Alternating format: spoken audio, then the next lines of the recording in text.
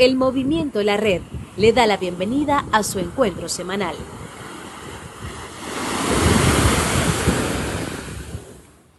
Mis buenos hermanos y mis buenas hermanas, que el Señor les bendiga. Les habla Pablo Jiménez, a nombre del Movimiento La Red, una comunidad de fe que se reúne a través de las redes sociales. Les ruego que usted le dé like, me gusta a este video y que lo comparta con otras personas en sus redes sociales. Recuerde que nos encuentra en Facebook, Instagram, YouTube y también en nuestra página www.movimientolared.com. Es el momento de adorar a Dios. Adoremos a Dios. Bendito Dios y Padre Celestial, te alabamos y te bendecimos en esta hora y te damos gracias porque tú nos permites venir a ti. Venimos a ti, Padre amante, tal como somos, con nuestros problemas, nuestras culpas, nuestras desesperanzas, nuestros pecados y nuestro arrepentimiento. Venimos buscando tu rostro y te rogamos que tú nos hables hoy, en el nombre de Jesús. Amén.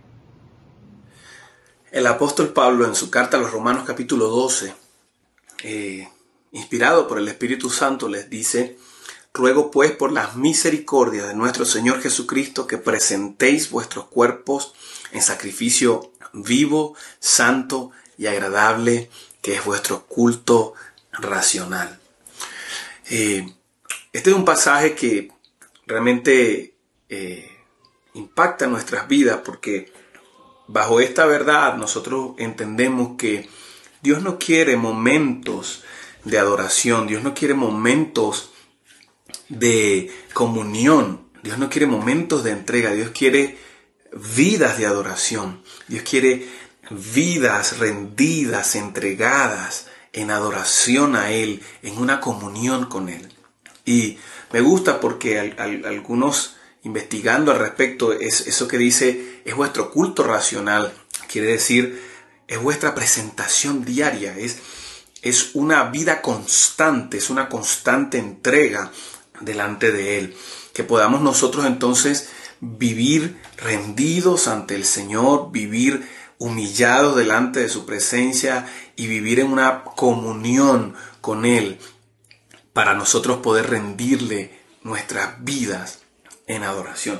Y de eso se trata este precioso canto, este precioso himno que ministra mi vida y que quiero que cantemos juntos en este precioso día. Todo a Cristo yo me rindo, con el fin de serle fiel, para siempre quiero amarle y agradarle solo a Él. Yo me rindo a Él, yo me rindo a Él, todo a Cristo yo me entrego, quiero serle fiel.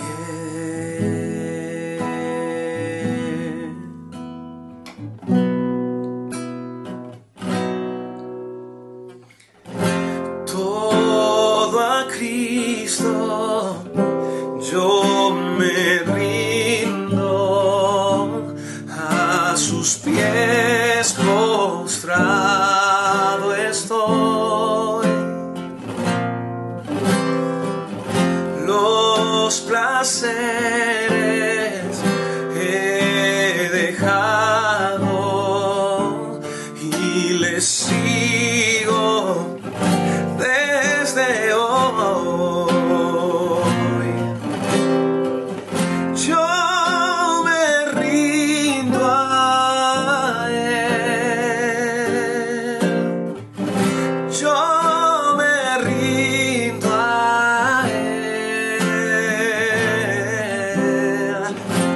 todo a Cristo yo me entrego, quiero serle fiel.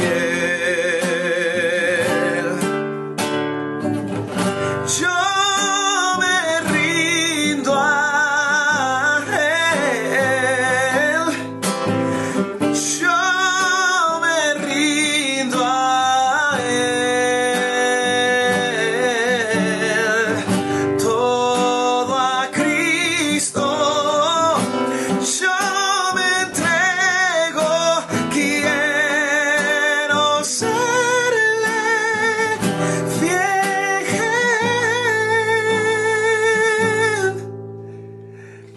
quiero serle fiel,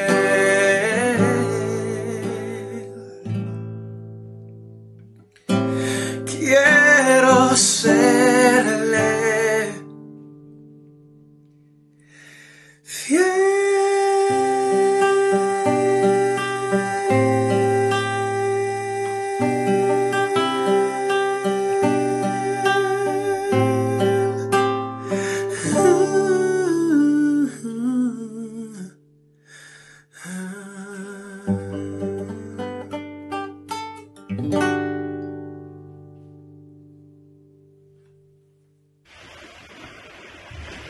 Todo es tuyo, y de lo tuyo te damos.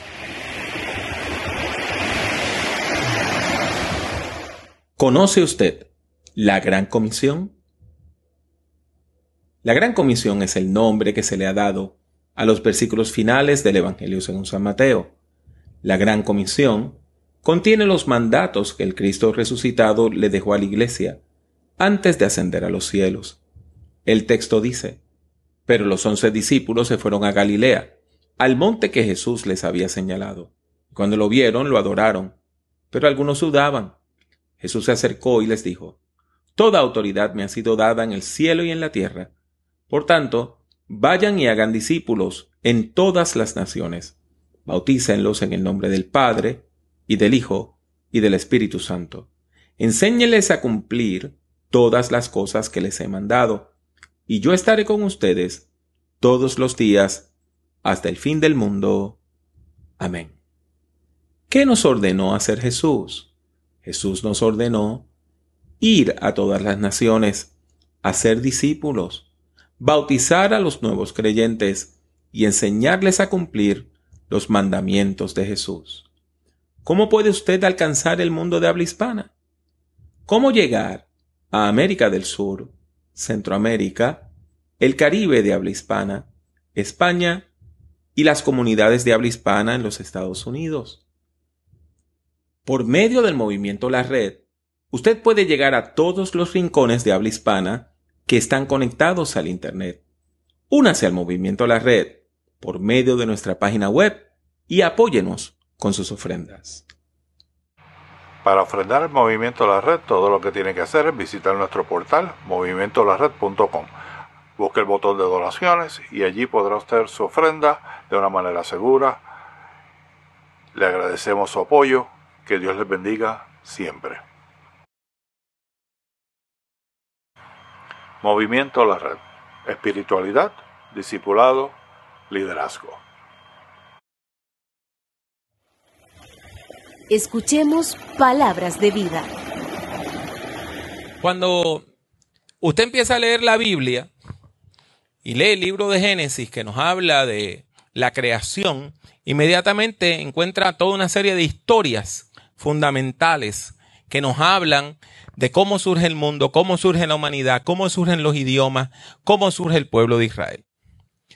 Sin embargo, usted lee la parte de la liberación del pueblo de Israel de la esclavitud que padeció en Egipto, empieza a encontrar leyes y leyes. En el capítulo 19 del libro de Éxodo se nos habla de que Dios establece un pacto con el pueblo.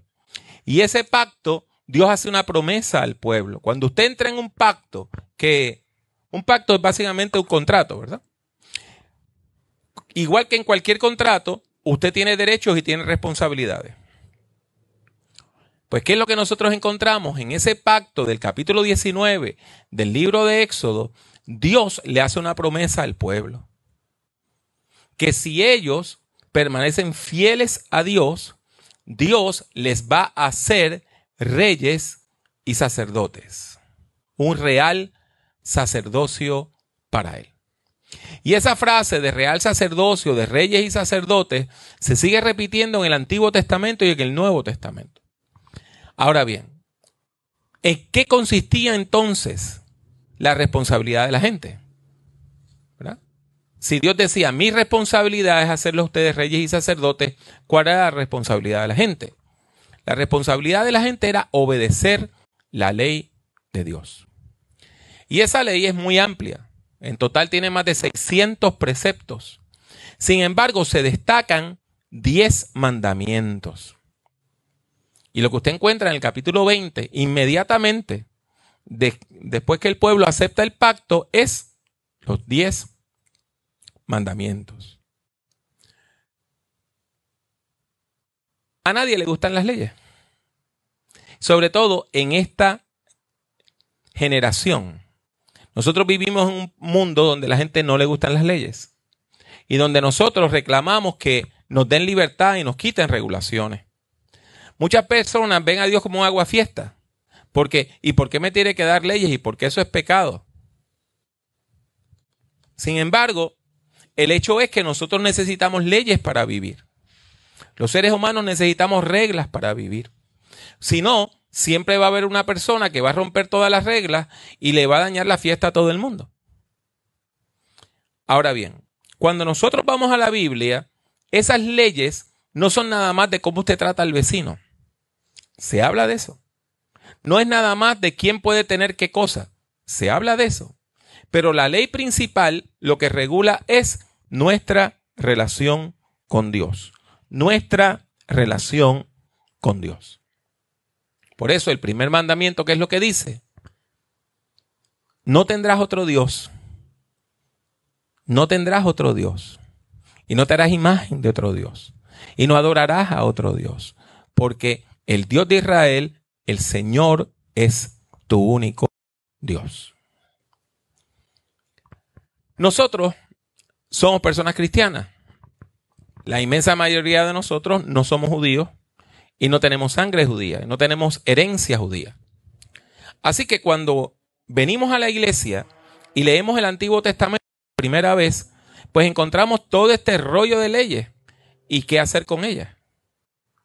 Algunas hacen mucho sentido. Algunas leyes hacen mucho sentido. Otras a nosotros nos parecen medias extrañas. Por ejemplo, en el Antiguo Testamento hay leyes dietéticas. Se prohíbe comer langosta.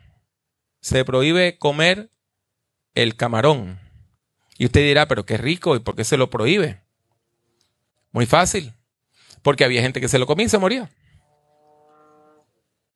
Porque no sabían que tenían una alergia a los mariscos.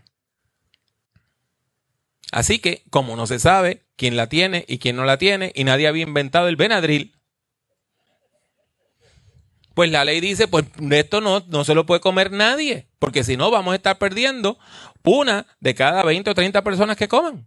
Hay otras leyes que cuando uno las ve, como que no tienen sentido para nosotros. La inmensa mayoría de nosotros tenemos ropa que tiene tela mezclada.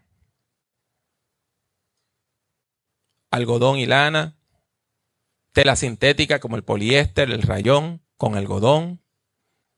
Algunos utilizan telas que están mezcladas con elásticos. ¿Sabe que todo eso es una violación a las leyes del Antiguo Testamento? El Antiguo Testamento exigía que si usted tenía una pieza de ropa, fuera nada más de un tipo de tela.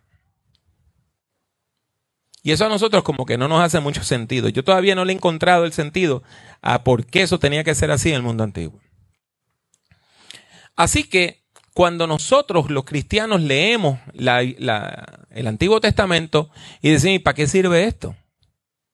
Entonces usted me dirá, hermano Pablo, si la ley, nosotros no somos salvos por la observación de la ley, ¿cómo entonces es que nosotros llegamos a la salvación? El apóstol Pablo, escribiendo en la epístola a los Romanos, capítulo 10, versículo 4, dice, pues el fin de la ley es Cristo, para justicia a todo aquel que cree. ¿Qué está diciendo? Primero, la ley ya se cumplió en Cristo.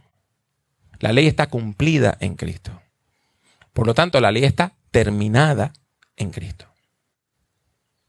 Por lo tanto, yo soy libre de la ley. Yo no tengo que observar todas las regulaciones de la ley antigua como si yo fuera un fariseo. Entonces usted me va a decir, bueno, pues entonces, ¿por qué lo tenemos en la Biblia? ¿Por qué no lo arrancamos y le echamos al tarro de la basura? Porque la ley, aunque no nos salve, tiene una función. Y usted me va a decir, ¿cuál es esa función? Bueno, distintos teólogos lo han puesto de distintas maneras. Déjenme hablarle de dos. Usted ha escuchado de que una de las personas fundamentales en la Reforma Protestante se llamó Martín Lutero.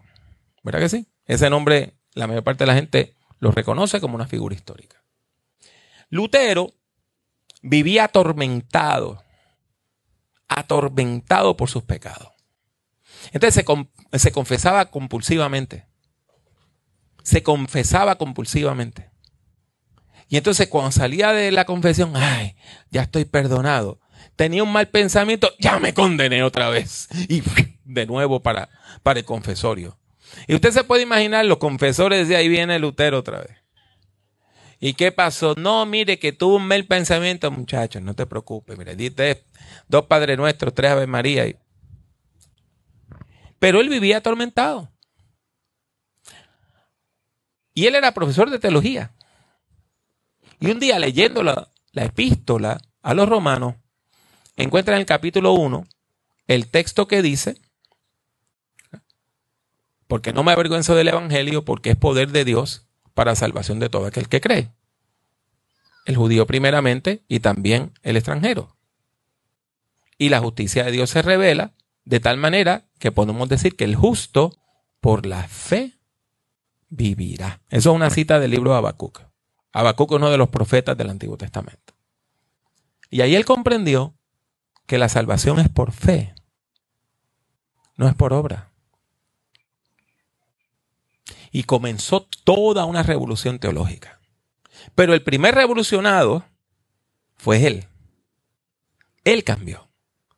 Porque cuando él comprendió que nosotros somos salvos por la fe de Jesucristo, de manera gratuita, que no hay, primero, la salvación no se puede comprar, por eso Dios la regala. Entonces, él dice, entonces, esa ley que antes me condenaba, ¿para qué sirve? Y Lutero dice, bueno, la ley sirve para que usted sepa qué no debe hacer. No es que lo que dice la ley, que se haga, que lo hagamos, que no se haga, que lo hagamos. No, no, no. Cuando a usted la ley le dice, ¿verdad?, no matarás, es porque matar es malo. Cuando la ley le dice, no robarás, es porque robar es malo. Cuando la ley le dice, no vas a codiciar, es porque codiciar es malo. Entonces, lo que él decía es que la ley era como un espejo, donde nosotros nos miramos y vemos lo feo, vemos los errores, vemos los pecados. La ley está ahí como un fiscal acusándonos. Pero que en Cristo encontramos la respuesta de salvación. Entonces él hablaba de que cuando usted va a la Biblia, tiene que leerlo todo a la luz de lo que él llamó ley y evangelio. Ley y evangelio. La ley te acusa, el evangelio te redime. Eso es un uso importante. Sin embargo, hay otro elemento de la ley. Y otro de los reformadores, que se llamó Juan Calvino, ¿verdad? Él era francés, se llamaba Jean Calvin. Juan Calvino, le decimos en español. Y surge como un líder de la Reforma Protestante en Francia. Y Calvino tenía un pensamiento muy profundo. Y usted todavía, por ejemplo, en español se consigue el comentario a Romanos de Calvino y es una maravilla. Y en ese comentario está la pregunta: ¿qué valor tiene la ley? Porque, por ejemplo, en Romanos encontramos versículos como Romanos 3:20. Porque por las obras de la ley ningún ser humano será justificado delante de él, ya que por medio de la ley es el conocimiento del pecado, lo que decía Lutero. Romanos 3:28, concluimos pues que el hombre es justificado por la fe sin las obras de la ley. Entonces, si no las necesitamos para la salvación, pues ¿para qué? Hace falta. Calvino dijo algo que hasta el sol de hoy es verdad. Y es que la ley tiene una función educativa. De hecho, la palabra ley, cuando nosotros hablamos de la ley de Moisés, es una mala traducción. Porque la palabra hebrea es Torah. Y Torah, principalmente lo que quiere decir es enseñanza. Y Calvino pudo discernir eso y decir que la ley para nosotros, que no somos fariseos, que no somos judíos practicantes, ¿verdad?, que no estamos obedeciendo esos 600 y resto de preceptos, tiene una función educativa, nos enseña a vivir, nos enseña a discernir el bien del mal. Y por eso tenemos que estudiar la ley de Dios. El libro del Deuteronomio precisamente explora ese aspecto educativo de la ley. La ley como enseñanza, la ley como Torah. Y ahí nosotros vamos a descubrir los estatutos y los mandamientos que Dios le dio al pueblo por medio de esa instrucción, por medio de esa enseñanza, por medio de esa Torah. Y entonces vemos con claridad que uno de los propósitos fundamentales de lo que llamamos la ley de Moisés era educar a la gente. Pero cuando hablamos de educar, no es nada más decirle que 2 más 2 son 4. Es también importante formar el carácter de la persona. Hoy, la gente habla de inteligencias múltiples. También se habla de inteligencia emocional. También se habla de inteligencia espiritual. Inteligencia emocional es saber vivir. ¿A eso qué se refiere? Saber vivir. Yo conozco gente muy inteligente para cuestiones técnicas y no saben vivir. Y conozco gente que no tienen escuela y viven felices. Porque tienen esa madurez, esa inteligencia emocional. Y si son gente de fe, tienen también una inteligencia espiritual. Por lo tanto, la ley está ahí para ayudarnos a formar nuestro carácter. Para comprender lo que dice el libro de los Proverbios. ¿Cuál es el principio de la sabiduría? El principio de la sabiduría es una relación de amor y respeto, el temor a Jehová. En este sentido, cuando nosotros vamos al libro del Deuteronomio, hay varias instancias, pero yo le voy a leer nada más una. Deuteronomio, capítulo 4, del 5 en adelante, dice lo siguiente. Mirad, yo os he enseñado estatutos y decretos, como Jehová mi Dios me mandó, para que hagáis así en medio de la tierra lo que vais a entrar para tomar posesión de ella. Guardadlos. Está hablando de guardar los mandamientos, de observar los mandamientos. Guardadlos, pues, y ponedlos por obra. No es nada más saberlos aquí, es hacerlo. Porque ellos son vuestra sabiduría y vuestra inteligencia ante los ojos de los pueblos, los cuales oirán todos estos estatutos y dirán, ciertamente pueblo sabio y entendido, nación grande es esta. ¿Por qué? ¿Qué nación grande hay que tenga dioses tan cercanos a ellos como lo está Jehová, nuestro Dios, en todo cuanto le pedimos? ¿Y qué nación grande hay que tenga estatutos y juicios justos como es toda esta ley que yo pongo delante de vosotros? Si se fija, esta porción que le leí nos llama a observar los mandamientos divinos y nos dice que traen sabiduría, inteligencia emocional e inteligencia espiritual al ser humano. y afirma que Dios nos acompaña en ese proceso cuando tratamos de vivir en fe. Por lo tanto, la ley tiene una función educativa. No podemos olvidarnos de la ley. No podemos olvidarnos de la palabra de Dios. Hay una responsabilidad que tenemos.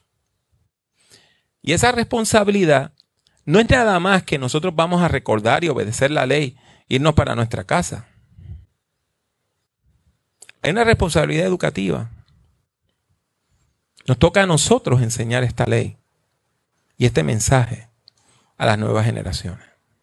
Cumple lo que dice Deuteronomio 4:9. Escúchelo bien. Por tanto, guárdate y guarda tu alma con diligencia. ¿Vio qué hermoso eso? Guárdate tú y guarda tu alma. O sea, guárdate tú y guarda mismo también. Cuídate y cuida de ti mismo. Para que no te olvides de las cosas que tus ojos han visto, ni se aparten de tu corazón todos los días de tu vida. Antes bien, las enseñarás a tus hijos y a los hijos de tus hijos. La formación espiritual nos llama a educar a las nuevas generaciones. A tus hijos y a los hijos de tus hijos. Y si usted va al capítulo 6 de Deuteronomio, dice, y a los hijos de tus hijos. Nosotros necesitamos fomentar el crecimiento en la fe de nuestros niños, de nuestras niñas, de nuestros hijos. Nietos y nietas, bisnietos y bisnietas. Cuando yo llegué a la iglesia, ¿sabe lo que yo sabía de la fe? Absolutamente nada de la fe. Y hubo gente que me enseñó. En aquel momento yo no pude prever que después yo iba a ser maestro. No solamente de la escuela bíblica, sino como pastor. Y no solamente como pastor, sino como profesor de seminario. Y no solamente como profesor de seminario, sino como decano de estudios. Pero va a haber un momento donde yo voy a acabar mi carrera. Y va a haber un momento que yo no voy a poder enseñar. Pero yo espero que algunas de esas personas a quien yo le enseñe la fe, le enseñen a otras personas la fe. Y esas otras personas se las enseñen a otras personas. Y la estrategia de Jesús era, ustedes vayan y hagan discípulos en todos los pueblos, todas las naciones. La palabra griega es ethnes, de donde viene étnico. Y hoy, sin contar la gente que ya murieron en la fe, hoy, hay cerca de 2.000 millones de personas en este mundo que afirman que Jesucristo es el Señor. Así que esta es una estrategia que da resultado. No le toca a la iglesia hacerlo todo. La iglesia es una herramienta. Pero hay cosas que usted tiene que hacer en su casa. Leerle la Biblia a sus hijos, aunque sea una Biblia infantil. Orar con ellos en las noches. Acostumbrarlos a orar. Hablarles de la fe. Y quizás hay un momento que sus hijos se van a alejar de la fe. Pero aunque estén lejos de la fe, en el momento duro, escriben, papá, ora por mí. Porque aprendieron. Porque usted le contó la historia a sus hijos, a los hijos de sus hijos. ¿Qué pasa cuando nosotros no cumplimos con ese mandamiento? Cosas muy feas. Hay un libro en la Biblia que es el libro del caos. El libro donde el pueblo de Israel cae en un problema, Dios levanta un libertador, lo saca del problema y vuelven a caer en el problema y después Dios levanta a otro libertador, vuelven a caer en el problema y vuelven a caer en el problema, ¿verdad? Están como aquella balada que decía, tropecé de nuevo con la misma piedra. Pues el pueblo de Israel lo tropezó con la misma piedra como 16 veces. ¿Cuál es el comienzo del caos? Léalo. Cuando usted va al capítulo 2 del libro de los jueces, le explica claramente cuál fue el problema. Que después que termina la generación de Josué y de los líderes que habían entrado a la tierra prometida, se levantó otra generación que no conocía al Señor y que no sabía todas las cosas que el Señor había hecho.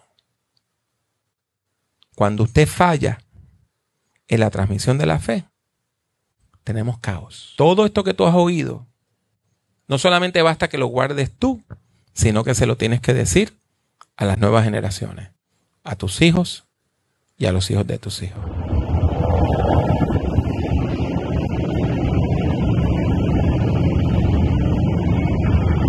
Habiendo escuchado la palabra que Dios tiene para nosotros hoy, tenemos que estar prestos a responder a la misma. Vamos a orar en respuesta. Oremos. Buen Dios y Padre Celestial, gracias te damos por tu enseñanza.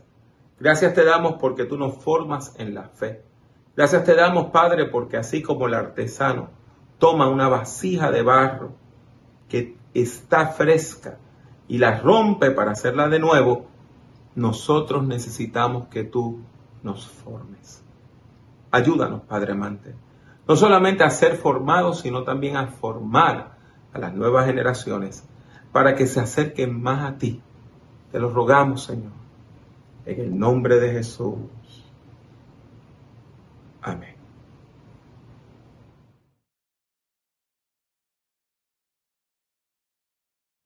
Y así llegamos al final de otra edición de nuestro encuentro de adoración y predicación, el encuentro del movimiento La Red. Le rogamos una vez más que usted continúe respaldando este ministerio.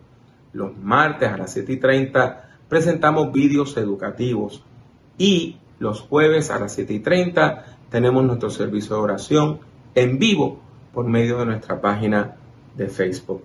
Y todos los domingos a través de las redes sociales, de YouTube y de nuestra página web, a partir de las 9 de la mañana, tenemos este encuentro de adoración y predicación. Esperamos que nos siga acompañando. Que Dios le bendiga mucho y que Dios le bendiga siempre. Únase al Movimiento La Red visitando nuestra página web www.movimientolared.com. Busque el Movimiento La Red en Facebook y suscríbase a nuestra página oprimiendo el botón de like, me gusta. El Movimiento La Red es una comunidad de fe que se reúne a través de las redes sociales. La participación es libre y voluntaria. Está abierta tanto para ser su principal comunidad de fe como para enriquecer su vida espiritual. La Red es un movimiento cristiano que no está afiliado a denominación alguna.